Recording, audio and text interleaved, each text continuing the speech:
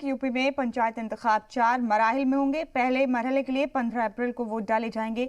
दूसरे मरहले के लिए 19 अप्रैल, तीसरे मरहले में 26 अप्रैल को वोटिंग होगी, जबकि चौथे मरहले के लिए 29 अप्रैल को वोट डाले जाएंगे।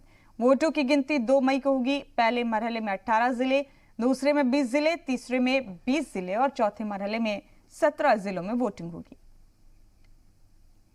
पहले चरण का मतदान जो है वो 15 अप्रैल को होगा, दूसरे चरण का 19 को होगा, तीसरे चरण का 26 को होगा, 26 अप्रैल को। ये सभी अप्रैल हैं, ये 15 अप्रैल, 19 अप्रैल, 26 अप्रैल और चौथे चरण का 29 अप्रैल को होगा। और मतगणना अगले महीने यानी मई महीने में 2 तारीख से प्रारंभ होगा। 4 चरणों में ये चुनाव किए जाएंगे। 4 चरणों में इस बार ब्लॉकवार नहीं करके हम लोग चुनाव जनपदवार करेंगे। पहले फेज में